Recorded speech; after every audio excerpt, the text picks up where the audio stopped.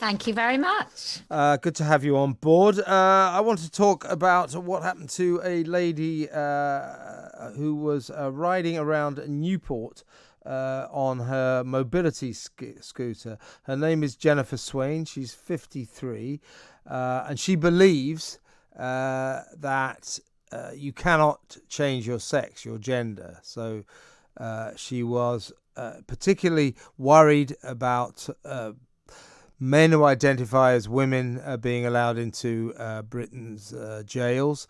So she was putting up posters saying humans never change sex. She was intercepted by the police, and later they raided her home. She spent 12 hours in the police station and was accused of potentially spreading hate about trans people. Now, the thing is, Kelly, she said that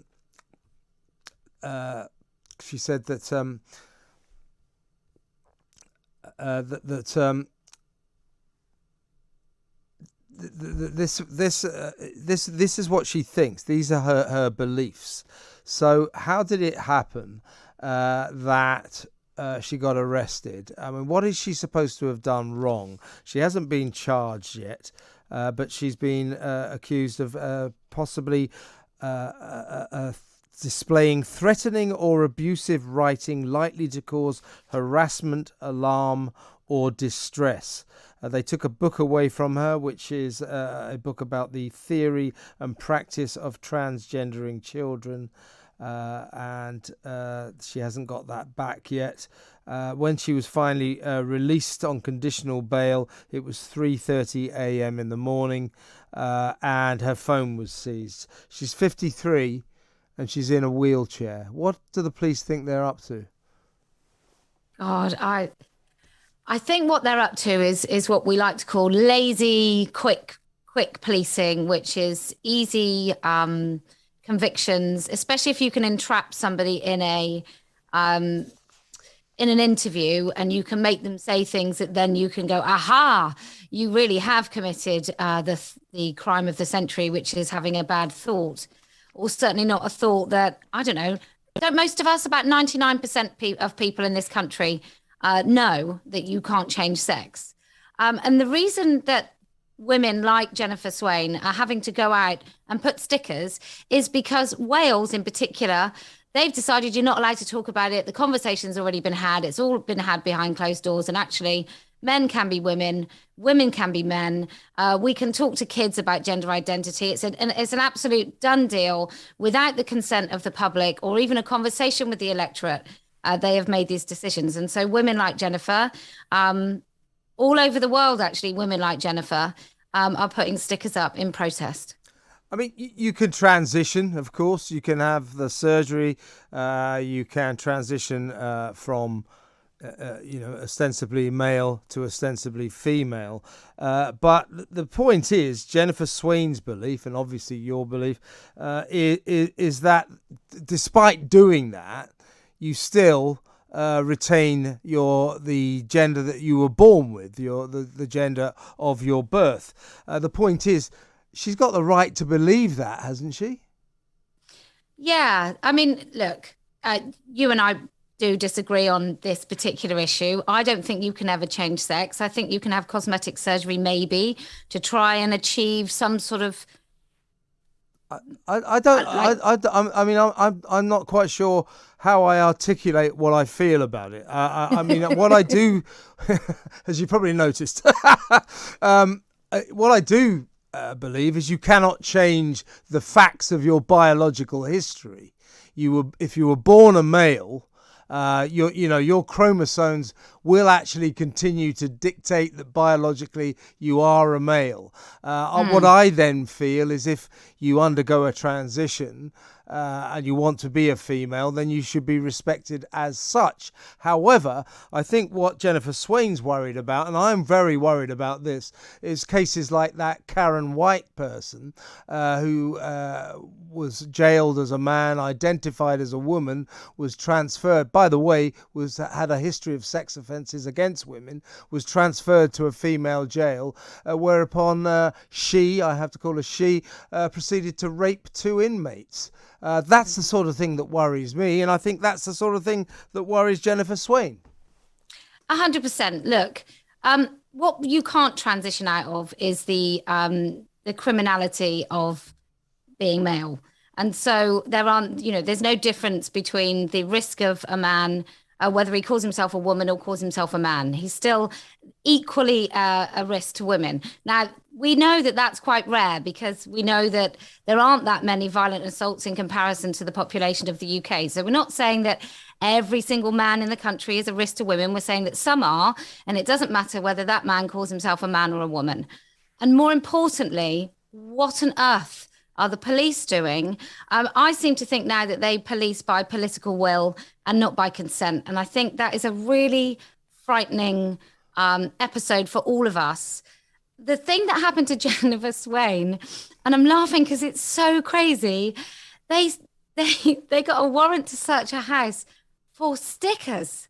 Oh. I mean, I can't imagine ever that I thought I would say those words about something in the United Kingdom, that the police got a warrant to search somebody's house for stickers and confiscated a book at the same time. What it's leading towards, clearly, they think they might be able to get her for a hate crime. And what worries me about this is it doesn't matter what I think, but whatever I do think, I've got the right to think it, to believe it. And I think you and Jennifer Swain have got the right to believe what you believe. Why can't you say that? That, in my view, someone born a man cannot become biologically a female. Why can't you say that without being in trouble, possibly for committing a hate crime? That's an infringement of freedom of speech, isn't it? 100%. I've been interviewed twice under caution.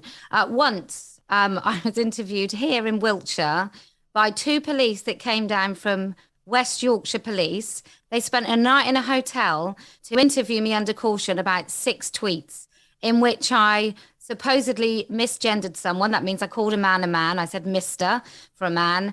And I said that I thought it was abusive to castrate a 16-year-old boy, which apparently, this is the place that we are. We can't say things, really straightforward things about things that we know, if it's got anything to do with LGBT and mostly T. So if it's got anything to do with transgenderism, we're in a place where women simply can't speak the truth, or anybody can't speak the truth about what they see in front of them with their very own eyes, because you could be accused and prosecuted for a hate crime. I mean, I just think you can't start policing people's thoughts. That really is the road to hell. Exactly right. I mean, where we differ is, when someone has transitioned, someone born a male transitions to female, and they want to be called she. I mean, I don't see why we don't keep them whatever makes them happy. Why won't you concede that if it makes them happy, you'll call them she? Well, I won't, because I think it is the first step. So the reason that we are having difficulty having these conversations is because we have to use female language for men. And as soon as you use female language for men, you get into a whole world of trouble where people don't really know what you're talking about. So if you say about a trans woman, if you decide a man can be a subset of women, like in the case of Karen White, then it becomes a much more difficult conversation to say that that man cannot go into a woman's prison. It's the same as what's happening in American sports. There's that Leah Thomas, who's a swimmer, who is now competing, changing with women, who are making them feel uncomfortable. And it's all because we have used this nonsensical term of trans woman for a man. And so that's why I will not concede a single little bit of women's language. I know you won't. Before you go, Kelly, it's good to have you back on the show, by the way. Always enjoy our conversations.